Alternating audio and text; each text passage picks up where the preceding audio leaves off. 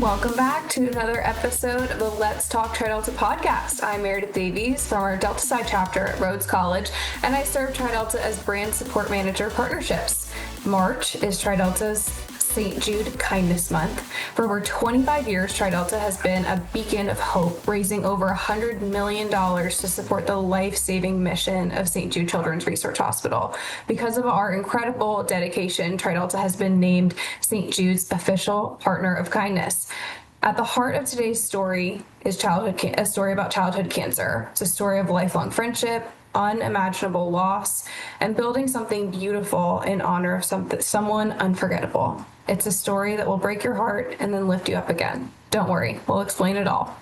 Please join me in welcoming pledge sisters Mandi Paris and Alix Hunsucker, both from our Alpha Rho chapter at the University of Georgia. Mandi and Alix own and operate Mandi Paris Design, which features original art turned into luxury fabric, wallpaper, and one-of-a-kind fashion. Currently available at 42 retailers, their flagship store, and of course, online.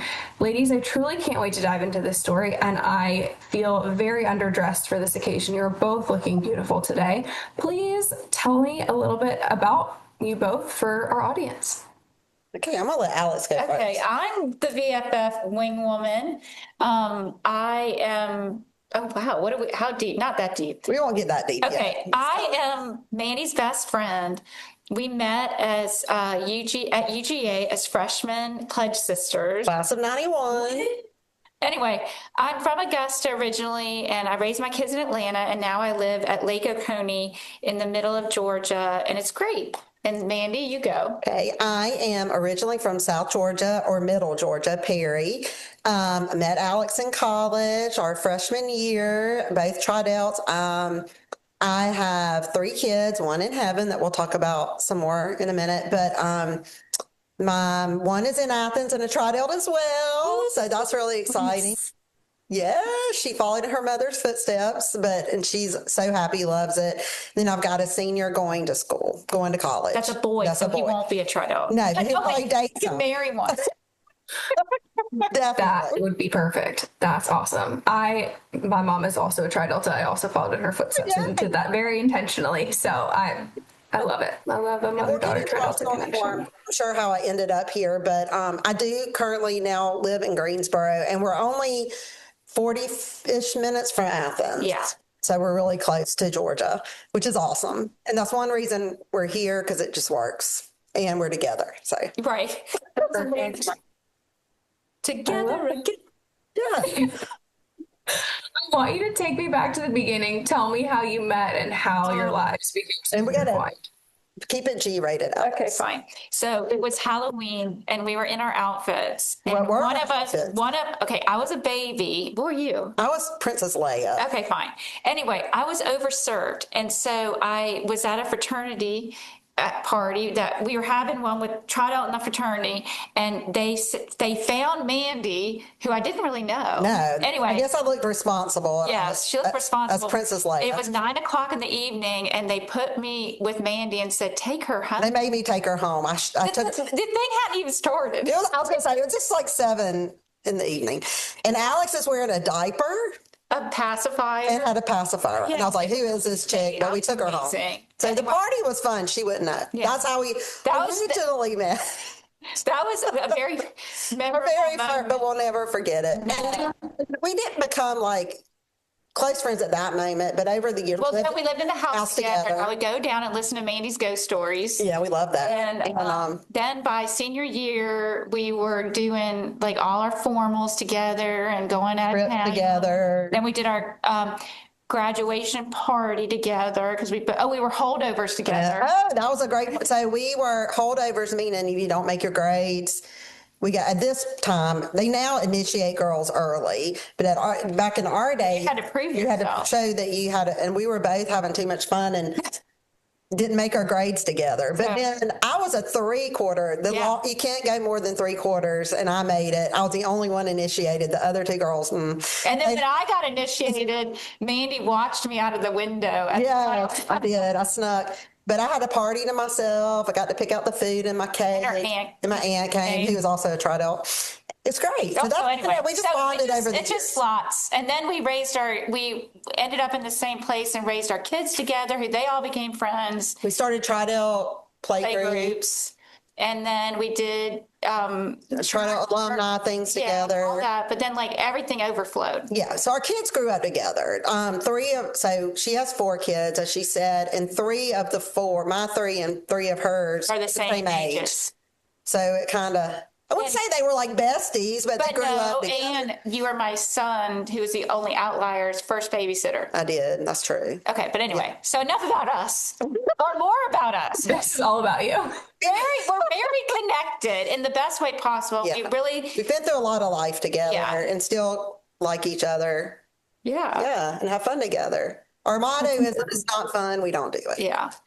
Yes, I So love it that. stops That's being what- fun, it's done. yeah. Yeah. I think it's hilarious that Tri Delta brought you two together in the way that Tri Delta did in I will Halloween say- costumes. I don't know if you're ready for this, but when I went to college, Alex had, I wanted to go. I came from a really small town. I went to a private school with a class of like 50. We all grew up together, and I had girlfriends, but they were friends because we grew up together. I was ready to go on and meet and see what the world had in store. So I would say I didn't find my true best lifelong friends until Tridel. And my daughter has said the same thing. It's so crazy. And she went to a big school, but she had friends, and they're still friends. But she said her true lifelong soulmate friends she met anyway. So Alice is a soulmate friend. Yeah. Life partners. We call ourselves life partners. Hey, yeah, I think more friends should use that term. I mean, Alex, you introduced yourself as Mandi's best friend. I mean, that's so special what you have. Like that really warms my heart. I love that. I love when Tri Deltas meet and then they stay together and they live life together through the ups and downs. Those stories are always really wonderful to hear. I always say, tell people join a sorority. It's like the best thing I ever did. So true. I mean, it's not what the movies make it out to be. It's wonderful. No, it's perfect. It's so much better. Yeah. Oh, yes, way better. Okay, so shifting gears a little bit. In 2014, after all these years being friends together, everything changed. Can you share Mary Elizabeth's story? Yes. So Mary Elizabeth was 11. I'm trying to remember. It's just 2014, 11, almost 12. And she's first of all, I want to say a little bit about her. She was born and always had this something about her. You just meet people, and I'm not just saying this because she's my child, but there's just something special about them. That was Mary Elizabeth. You just knew she wasn't of this world. And gosh, I don't usually get emotional, but she was just alone before the cancer, before anything, just a creative, loving, most amazing spirit ever. I will interject here. What was that birthday when she had they lived a great lifestyle. I mean, they're very blessed when she was growing up, but she was like, so a year before she was died, this is just how Mary was. She was turning, I'm trying to remember, 11, no, maybe 10. And she asked me, she goes, Mom, her birthday's in February. We just passed her birthday. That would have been her 23rd. And she said, Mama, how much so we always had to rent something because it was cold usually. So we were usually renting a skating rink or, whatever. Bowling or whatever. And she said, well, how much are birthdays? And I said, gosh, I mean, they can be expensive by the time you rent everything, get the food, $300, $400. She says, I just don't think I want you to spend that money. I'm like, what 11-year-old says that? She goes, I want to give back to somebody else. This was just how she was.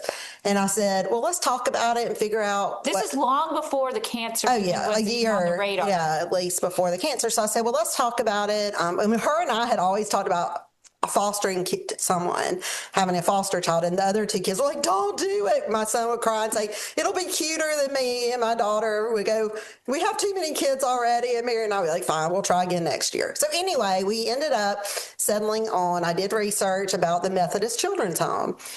called them in Macon, and we talked to them about what they needed, and they said we can use toiletries. And I said, well, maybe why don't we do a little fundraising and let's get some money and use the money to buy toiletries for these kids. And we did. She did it all on her own. She got, at that time we had like Facebook, and she'd make videos. Our church let her stand up and ask for donations. Paper. Yeah, I mean, this was all her idea, and I let her run with it. For her birthday. For her birthday. And so she ended up raising like $800, which is great. You know, we took that money and went and bought toiletries, and I thought I was going to teach my kids, the other two normal children, a good life lesson. And we were going to go visit. We waited, got everything together. We are going to actually go visit the Methodist Children's Home.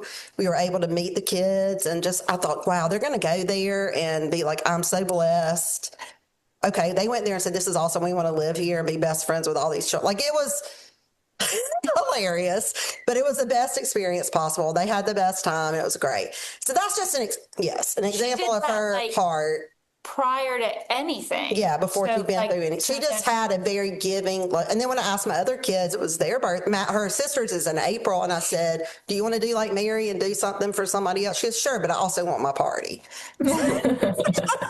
But yeah, but like, so she just was always so sweet and creative. Right, and thought about everything. And she would dress kind of fun and wild. I put on her, she'd rock it. Yeah. Yeah. She was very sweet. Because I monogrammed at one time and made their clothes. She didn't care. She would wear it. The other two, like, yeah, I'm done without And she them. loved like going to church. Yeah. She's just social. She was a little quirky, but like everybody loved her. She was just, anyway, just one of those spirits that you just know brings you so much joy to be around. So then, what was our topic? No, we were talking about her, but then randomly they went to the beach. Okay. Oh, the cancer journey. Yes. So it was in April. We were at the beach. St. Simon's. Yes, for our favorite place, and Mary's favorite place. And she just didn't, I had actually been taking her to the doctor because she had been having these kind of strange symptoms. Someone coming in? I don't know. Sorry. We thought I didn't. Hey. We're doing a podcast. Okay, so anyway, she started having like bruising, just really tired, wouldn't eat, and she loved food. And I'd taken her to the doctor a few times prior, and the doctors just said she most likely it was just growth spurt. They thought she was real active, no big deal. Kept telling me that, and I was like, okay. She was on medication for ADD, so we thought that was causing the stomach. But at the beach, she was laying on the beach while the other kids were playing and sleeping on the towel. I fell asleep at dinner. So my dad, who had been through his own cancer journey, had a just premonition that he goes, I think she has leukemia. And I said, Dad, don't say that. I've been taking her to the doctor. Why would you say that? And he called me in the middle of the night and said, please go home, take her straight to the doctor. We'll watch the other two and let them finish their vacation. I said, fine. So we went home. We missed her doctor's appointment because of traffic, and ended up taking her to urgent care. So urgent care took her in with, in Atlanta, we have the big CHOA, Scottish Children's Health Care of Atlanta. And the doctor, we did all the blood work, and he literally said, she has mono. I know y'all are worried about cancer. It's not cancer, it's mono. And I said, okay, thank God, we can, whatever. I was so happy it was mono. Went home, and the next day the nurse called to check up on her. I said, well, she's still not great. She still doesn't feel well. Are you sure it's not leukemia? Like, I know this is going to sound crazy, but my dad thinks it's leukemia. I just need to know for sure it's not leukemia. Well, they went back and I guess checked something, and called me and said, go straight to the hospital. It is leukemia. And then our journey began. It's just, you're in shock. You don't know what to expect. I didn't know. We got to the hospital and they said, we're going to run some more tests just to confirm, but most likely it's leukemia. We're hoping it's not the bad kind. We're hoping it's the good kind. I'm like, I didn't know there was a such thing as a good, there's not a good kind. It's all bad, but a better kind and a really bad kind. So they go, most likely it's not the really bad kind. 20% of kids are that and the rest are not. But I knew when the doctor called us in the next day and he was crying, it wasn't good. So before we let Mary come into the meeting, they told us that this is bad. Don't read anything. Don't go on the internet, which I did, of course. I read everything I could find. And they said, you're going to probably need a bone marrow transplant. We're going to send you to Eggleston, the other children's hospital, and we'll prepare her for that. So it was like shock and awe. You can't even function. You don't know what's up and what's down. And Mary finally brought her in, and we were trying to keep it together, but we're all a mess, even the doctor. And she listened. She was okay. And she looked at me, she looked at her dad and said, look, y'all, I'm the one going through this, not y'all. So I need y'all to suck it up and be positive. Y'all aren't going through it. I need y'all to be my strength. And from that moment on, sure she did, but I tried to just stay positive, didn't let her see me cry because she was right. She was the one that was going to go through it. We were there to support her. And that's just how she was. Never complained, tough as nails, positive all the time. And let me just tell you, you hear about leukemia and you think, oh, it's bad. But I mean, have you seen the commercials? It's curable. 80% of kids, it's curable. We can handle it. Okay, it's nothing like that. It's absolutely the biggest nightmare you can even imagine. And to watch innocent child suffers, nothing, adult suffering's bad, but it's a whole different world. But she never complained. And always thought about her brother and her sister and what they were doing, if they were okay, if we were okay. If Miss Alix was okay. Yeah. I was going through a divorce and she kept saying, Mom, is Miss Alix okay? She just wanted to focus on I can't even everybody else. But she also was very smart. So I didn't know a lot about internet was just getting big. So this was 2014. Facebook was newish. But she knew more than I did. And she was on Instagram and she said, Mom, I don't want people to think, I want people to know the truth. I want people to know the ugly side, how bad this really is. This is not right. Like nobody really knows. So she wanted me, and it was her wish to post everything. So we were very graphic, very open, very honest.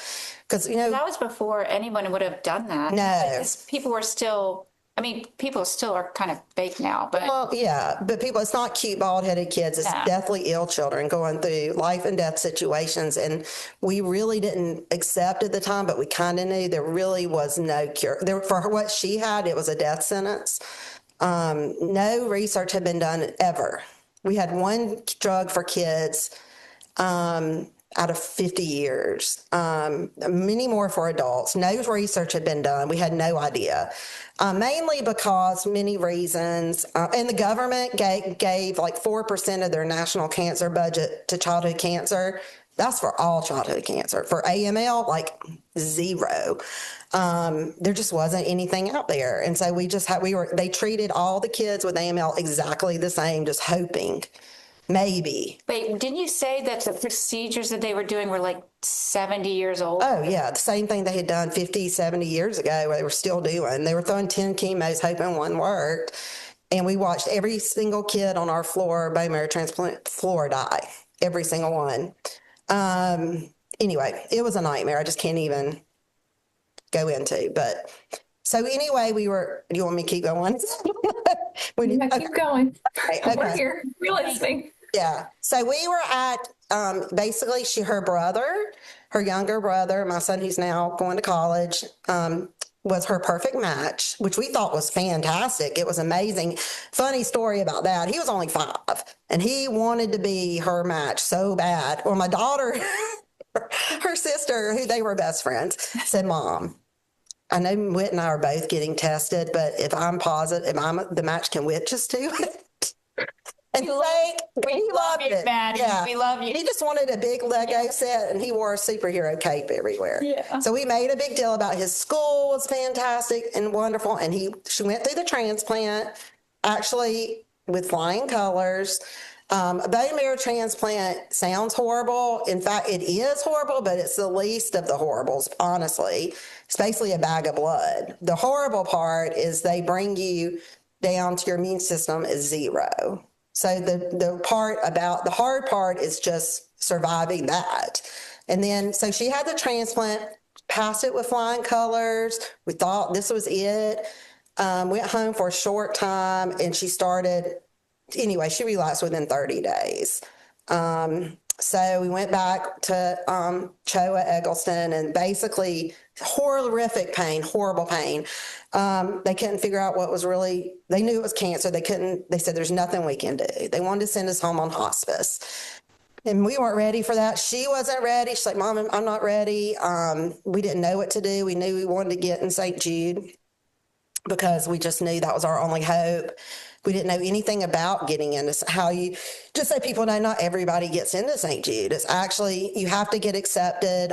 If there's a research study going on, our doctor said, don't even apply. They went online. They said, there's nothing. We said, no, this is where we need to be. So we got in within 24 hours. They accepted us. But the next challenge was how to get there. She was too sick to fly, too sick for an ambulance. So my husband, this was just a God thing. His company, they sent their private jet and picked her up and flew us straight there.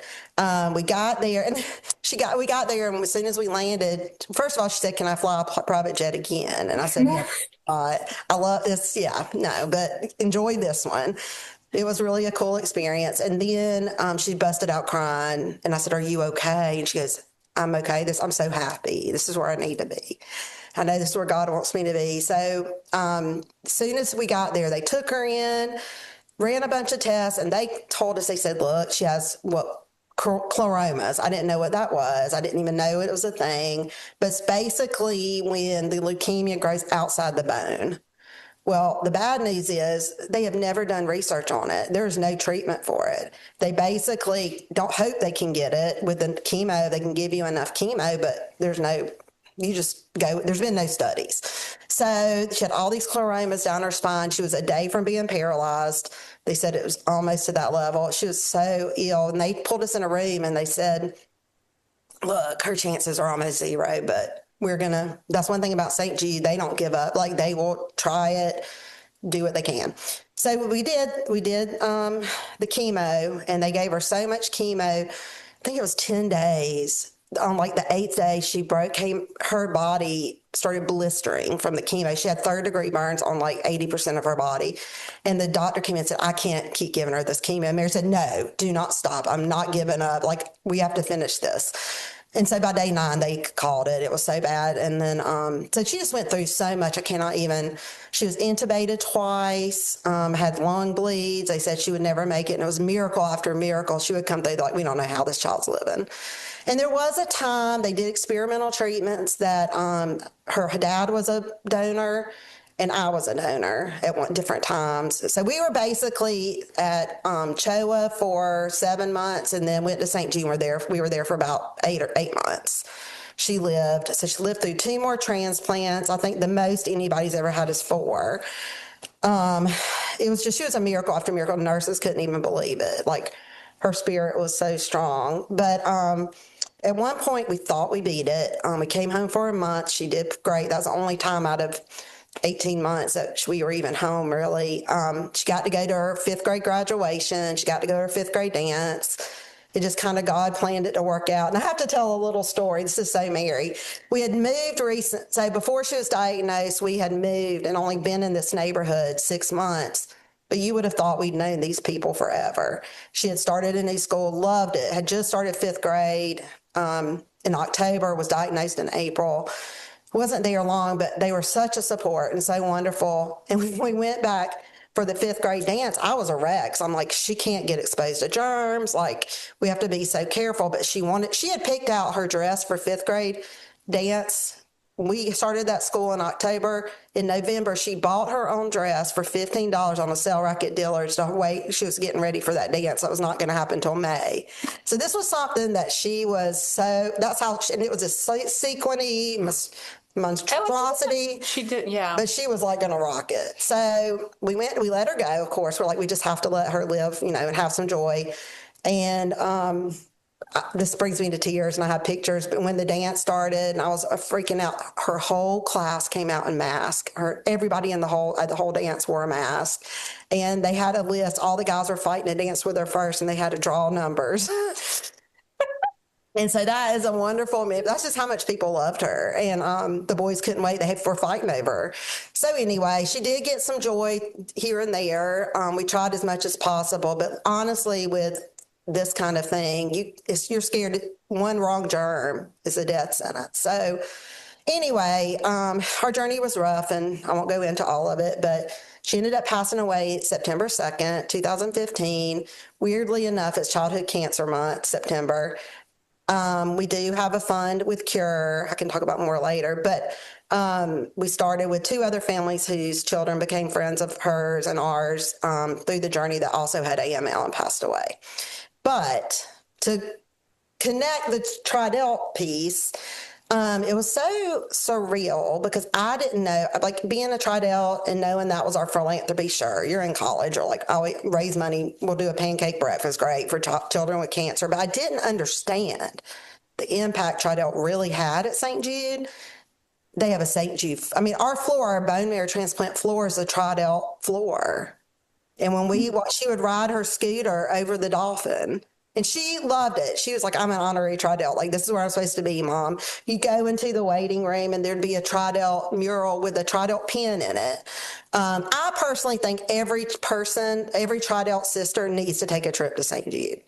There's a St. Jude, I can't remember, it's the house or whatever, but hotel on campus where families stay. Tridel's a place. It's huge there. The impact Tridel's had there, I didn't understand it at the time, but I appreciated it so much, and I did. It gave me so much comfort that Tridel was such a big donor and a big presence there that we were definitely in the right place. It was more than just my sorority. My sorority came with me and gave me a lot of comfort, and it really is. It's a crazy experience, but it's neat. I think every Tridel should go and take a tour and see. It's just life-changing. So that's kind of the story in a nutshell. But I wanted to mention that when they were together, they did Mary Elizabeth was very artsy. So they would kind of do pictures, and we did a lot of art crafts together. It was kind of. But tell what you found when you're going through stuff recently. So she was real, like Alex said, real creative, kept diaries and notebooks, and was always designing. And we would actually sit there to kill time, plan fundraisers and design T-shirts, and I would let her paint the art and all that. So that's why, and we'll get into it, I'm sure, a little more, now to where we are today. I feel her spirit is so in this, but this is bizarre. So recently, I was cleaning out. I've had a hard time. It's been 10 years, but cleaning out her room. My other daughter has helped do a lot of that. But I've had boxes of things that I know were in her handwriting and things that she had kept. And I start going through them and I break down. I can't get through it. But I was finally going through some things in the garage. And I found this, when she was sick, she had this design book. And it basically had pictures of kids or girls, and you could draw the outfits. And she would have names for them. Weirdly enough, I'm start looking through this little design book, and I show it to Alex, and it was clothes I've designed. I'm not even joking. For this business that Mandy's done in the last couple years. But that's the dress that we just did. Like, it's crazy. Crazy. And like, so weird. The colors and the colors, style. the style, everything. And I'm like, this is so crazy because I know it's weird, but it's true. I've got the book, and so that's another reason I feel like her spirit is over this business. And I use this business, we use it to raise money and funds for our fund with Cure and St. Jude. We raise money. My dad he has a golf tournament every year and raises $100,000. And it's crazy in my little town up here. Per year. He's raised over $1 million. He gives a third to St. Jude. And St. Jude is very supportive. They'll send, we don't take anything unless it's a donation. We have an auction, and we do really nice goodie bags for the golfers. And St. Jude donates so much, really nice things. So they're all very involved, and they always have a representative that helps my dad, usually T-shirts and hats. So we give a third every year. So it's usually about 40,000. Well, not even a third. Usually we split to our fund, Cure in Atlanta, St. Jude, and then some of it he keeps for a foundation he runs in Perry for handicapped children, making playground handicapped accessible. So we're still very, St. Jude, everybody knows the name, people know, but I want people to know it is what they say they are. You don't pay a dime. I know. Other hospitals can't do what they do. It is an amazing place that I will always support and always tell people. And you can always need to do more. We need money and research. It was really a sad, depressing time, but we never talked about the possibility of dying. So one night, day, she was so sick. She was, Mom, I got to tell you something. I said, okay. She said, if I have to die, I know. sorry. It's okay. So if I have to die so other people can live, I'm okay with it. And I said, no. It's not okay. You're not going to die. But that really came to be prophetic because I think she did have to die for people to know.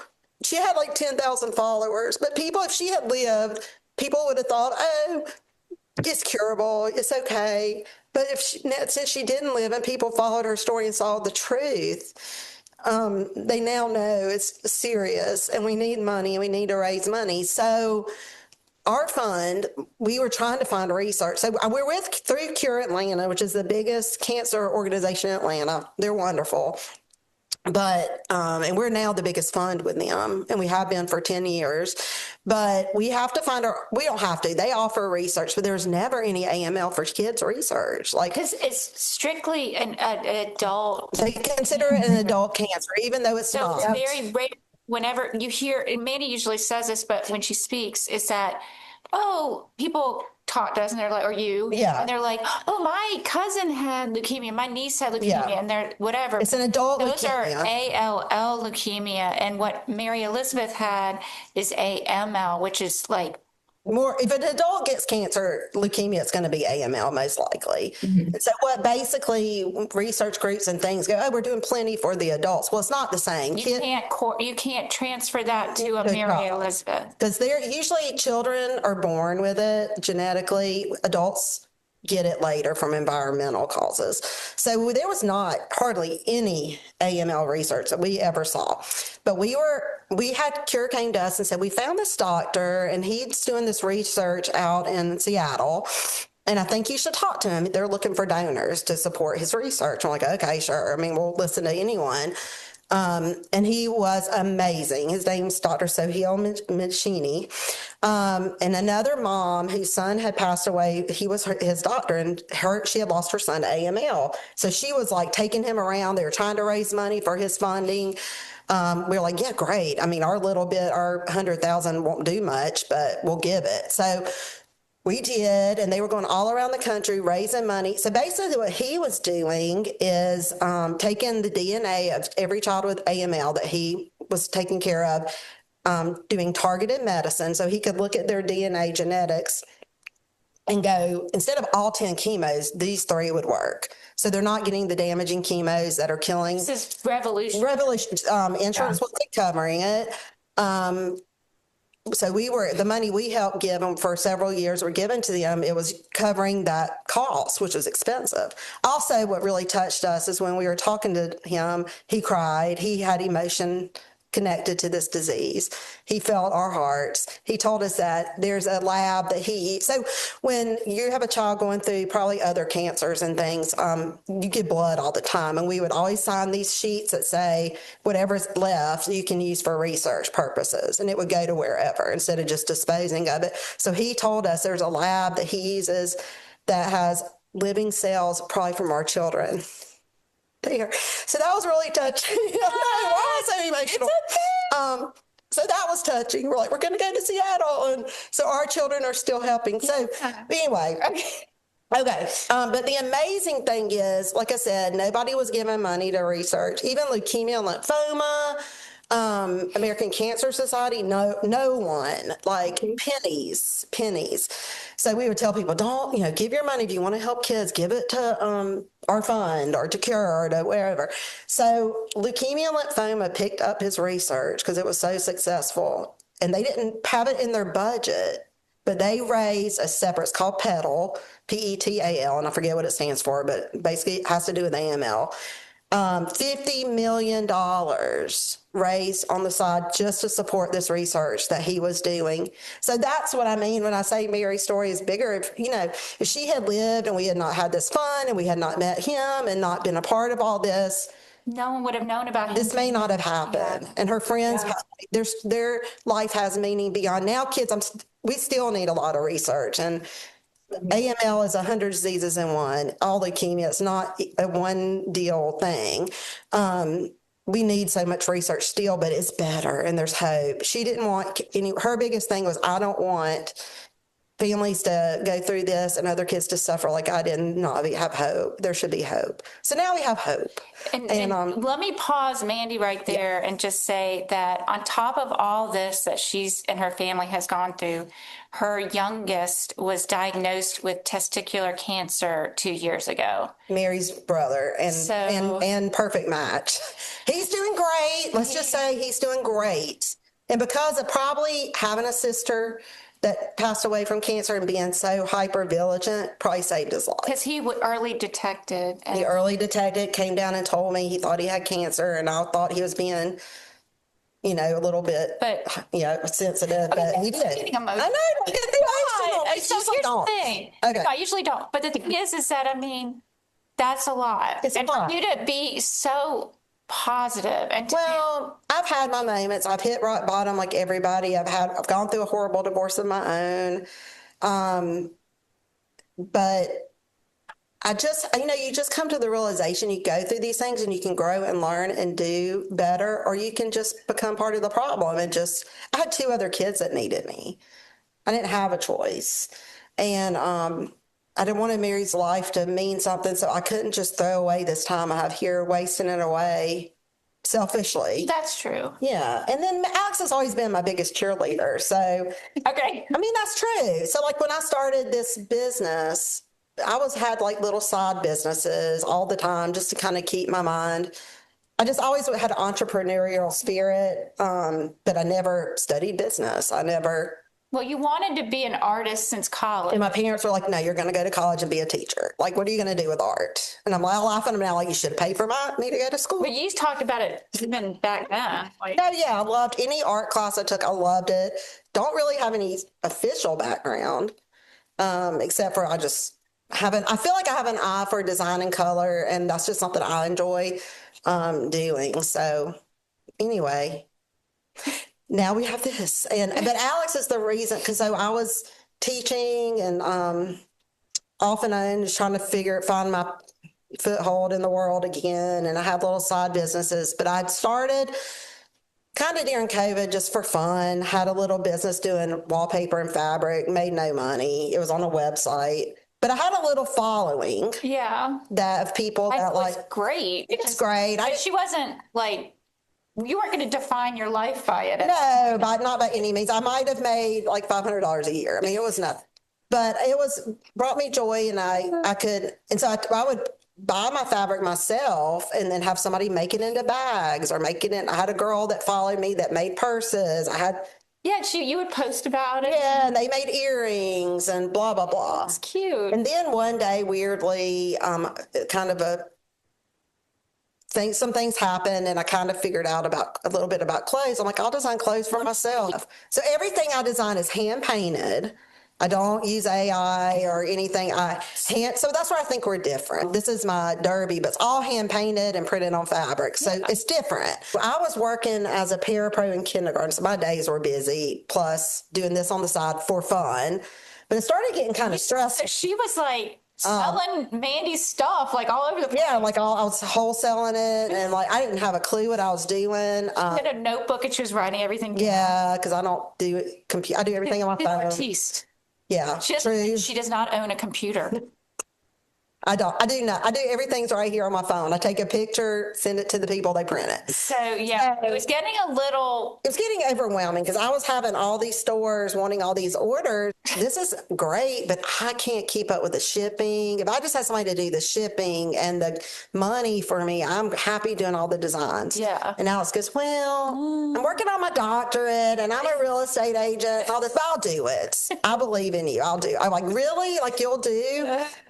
That part, I'd be so happy. So we came together and decided to start this official. She said you've started businesses and all. So she was like, I'll get our LLC. I'll do all the stuff. And I was like, good, because that's the stuff. Basically operations. And I was like, yeah, I just want to paint and design. And we do limited designs. We only do like 20 of each. And once they're gone forever. If you don't get it, sorry, it's gone. You can do pre-order. Sell out all the time. We started out with this Not Your Mama's Moo Moo design. And it's an upscale moo moo. Off. But that thing my sister modeled it. She was our first model. And that thing's been like 340 views or something. Yeah. And then we went to some games and some. That's how we sell. So this is true. Yes. So we're near Athens. We go to every game. We get all dolled up. All home games. No, don't necessarily go to the game. We just walk around. And no joke, people chase us down the street going, where did you get that dress? And we pass out cards. Because if you know anything about Southern colleges and Southern schools, it's a fashion show. Like we dress up. Oh, yeah. And you don't want to have something that everybody has. You know, you want. Nope. So we just go, that's our advertising. We go, I'm not even kidding. People stop us down the street, run us down. We went to St. Simon's. Look at our Instagram and you'll see some of the adventures. Another reason I think our Instagram's so good because we're so stupid, but we don't edit. It is what it is. We're real. We're silly. We're dumb, whatever. And people ask me like, what made you do this? I'm like, well, why not? Why not? I've been through hell. I've lived. Why not find some joy? And if joy can support me. And the clothes are very joyful. We love them. I mean, Alice is like, you're my personal stylist. Yes. Yes. And A good we time. just have fun. And like I told you earlier, our motto is if it's not fun, we're done. Yeah, and then on top of it all, our new store manager was a tried out with us. She was my best friend from growing up before my best friend here. And she's here and she kind of keeps the store organized. So we have three Deltas. Isn't that crazy? And my daughter works here. Oh, yeah, that's four. Four. Because we're close to Alice. She works here twice a week. And so I get to see her, all the time. And it's a God thing. It just was meant to be. And we just kind of roll with it. So that's us. So much. You really did the podcast really for yourselves. You didn't have to say anything. I really didn't. It was perfect. I have one question. How can our listeners support you and how can we continue to honor Mary Elizabeth? So, mainly I give money. I mean, it sounds crazy, but we have to have money for research. Okay, whoa. What? But specifically, where can they give? Oh, yes. Well, St. Jude, which is easy to find, is amazing. And our fund with Cure Atlanta, if that's always, just know with that fund, 100% of it goes to research. But if you want to help kids truly find the cure, and I'll show you, hold on, while Alex. Oh, whoa. Ta-da. But we also, to go back into the MPD. While she's gone. We do things like September's Childhood Cancer Awareness Month. So we do a lot, and that's when my dad's tournament is. We do most of our fundraising. So Mandi does a custom pajama that's gorgeous, and we give back our proceeds to our fund. Yeah. And then we just raise money mostly during. And we doll up the whole store, and people gold. come in and they all want to talk to Mandi, and they get And we have Mary's picture everywhere and talk about her story. And it's amazing. I actually met another mom that came in and had 2 kids with cancer as well. So you just never know who you're going to meet and who it's touched. And I just have to say, I understand going through it as a parent. My ex-husband and I talk about this a lot. If Mary had lived, we might not want to talk about it. We might want to and my son, he doesn't really want to talk about it and make it a big thing that he's been through it. But I feel like it's my job. Mary would want me to talk about it. I can understand parents that don't want to relive it. I mean, so we're their voice. They don't have a voice. You're their voice. So as hard as it is, I'm always happy to talk about it and share the story. And he's available for speaking engagements. Anywhere, anytime, any place. We just did one. She just did one. And we want to get her on the circuit because she's my PR. She has a lot to say. I have a lot to say, as you've seen. But this is our fund, United for a Cure. And it's curechildhoodcancer.org/united. You can go to the Cure's website and see. But this was Mary and her favorite cat that just passed away. Melissa, the other little girl that we became friends with, and then Lake, who was one of her best friends we met through treatment. all had AML and all passed away. So we have these little cards we give out, but we want to always keep their memory alive. And I'm honestly, I talk to Kira about it all the time, amazed. I thought a couple of years after they died, people then move on, that we still can raise the money we raise, because that just means their spirit's still strong and shining and their story still matters, because, we just thought people forget about it after a while, but they don't. The people are very loving, and the people that didn't even know Mary but followed her story, they just telling you she was an angel on earth, and people just really connect with her. She was just not your normal child at all, in a good way. So this story has really it's so remarkable. I don't even have words after listening to you both speak. Since I haven't been able to say it, I am so sorry for your loss. St. Jude always, people often say, I can't even imagine what that would be like. And St. Jude reminds us that we should try to imagine how that would feel. Can't imagine. I tell you, and unless you've lived it, and that's okay. That's okay. I don't want anyone to have to imagine it.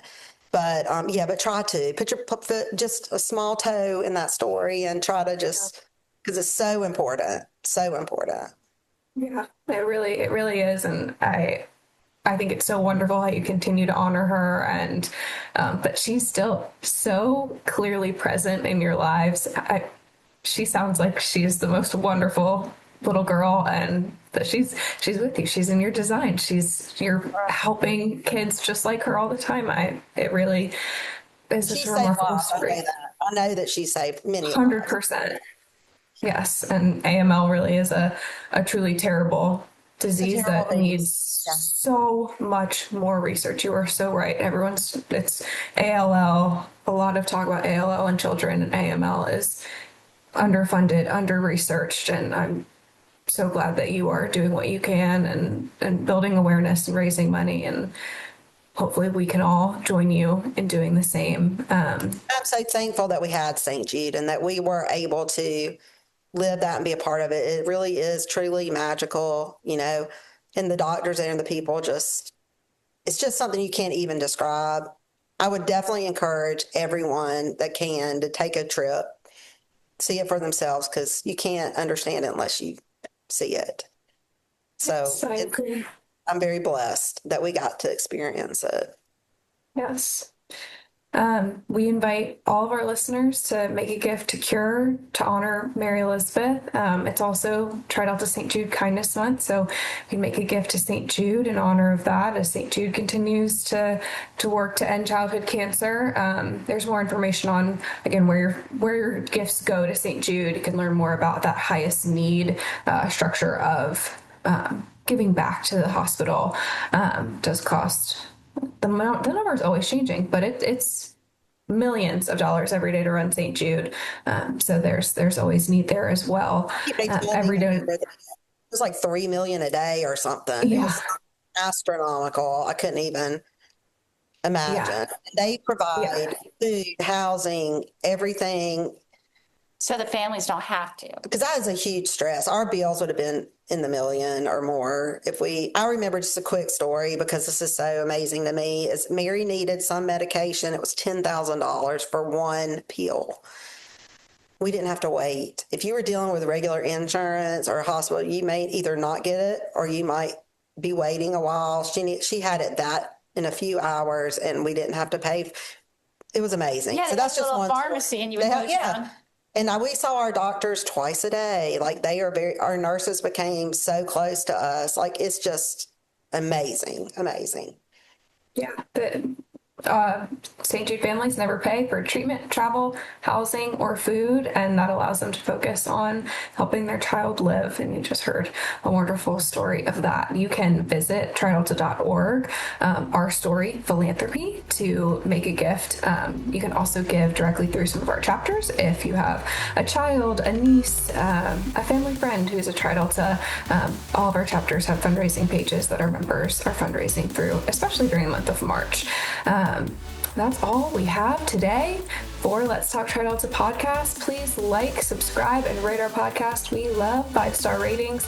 Thank you so much for joining us. Thank you for joining us for this special Kindness Month podcast. And until next time, sending you lots and lots of Delta love.